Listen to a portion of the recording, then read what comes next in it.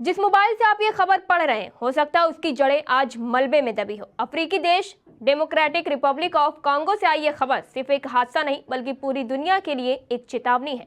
Congo के पूर्वी हिस्से में स्थित रुबाया कोल्टन खदान में भारी बारिश के बाद अचानक भूस्खलन हुआ। मिट्टी और पत्थरों का पहाड़ देखते देखते नीचे काम कर रहे लोगों पर टूट पड़ा। इस दर्दनाक हादसे में करीब 200 लोगों की मौत की आशंका जताई जा रही है, जबकि कई लोग अब भी मलबे में दबे हो सकते हैं। आइए जानते क्या हुआ था उस दिन। लगातार हो रही बारिश ने खदान की जमीन को कमजोर कर दिया। मजदूर रोज की तरह खदान में काम कर रहे थे, तभी अचानक जमीन धंस गई। किसी को संभलने का मौका तक नहीं मिला।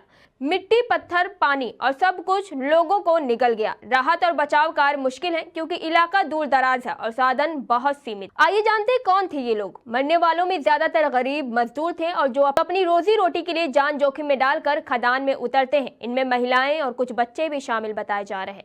यहाँ काम करने वालों के पास ना तो सही मशीनें होती हैं और ना ही सुरक्षा के इंतजाम।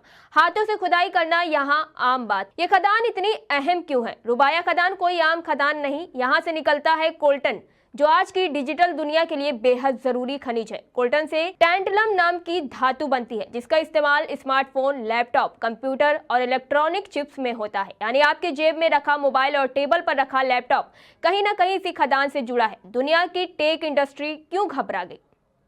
कांगो दुनिया में कोल्टन का सबसे बड़ा सप्लायर माना जाता है। अगर इस खदान का काम रुकता है या सप्लाई कम होती है तो इसका सीधा असर मोबाइल और लैपटॉप बनाने वाली कंपनियों पर पड़ेगा। कच्चा माल महंगा होगा, प्रोडक्शन धीमा पड़ेगा और आने वाले समय में गैजेट्स के दाम बढ़ सकते हैं।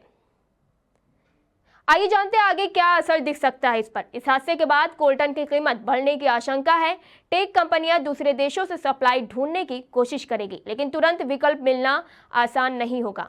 इससे नए मोबाइल और लैपटॉप लॉन्च होने में देरी हो सकती है। दूसरी ओर कांगो के हजारों मजदूरों की रोजी रोटी पर भी खतरा मंडरा रहा है। हादसा क्यों हुआ, इसकी बड़ी वजह क्या है? आपको बता दें, इस त्रासदी के पीछे 3 बड़ी वजहें सामने आती हैं। पहली, लगातार और तेज बारिश। दूसरी, अवैध और असुरक्षित खनन। तीसरी, सरकारी निगरानी की भारी कमी। कई खदानें बिना नियम और सुरक्षा के चल रही हैं, जहां इंसानी जान की कीमत बहुत कम है। नुकसान और संभावित फायदा। इस हादसे में सबसे बड़ा नुकसान इंसानी जानों का हुआ है। सैकड़ों परिवार उजड़ गए हैं। टेक इंडस्ट्री की सप्लाई चेन पर भी खतरा है। हालांकि उम्मीद ये है कि अब दुनिया का ध्यान सुरक्षित खनन और मजदूरों की हालात पर जाएगा और कंपनियों पर जिम्मेदारी बढ़ेगी। अंत में बड़ा सवाल है, ये सिर्फ कांगो की कहानी नहीं, ये उस दुनिया की कहानी है जो टेक्नोलॉजी तो चाहती है लेकिन उसके पीछे छिपे दर्द को नहीं देखती। जब एक खदान गिरती है तो सिर्फ मिट्टी नहीं गिरती, पूरी दुनिया की व्यवस्था हिल जाती है।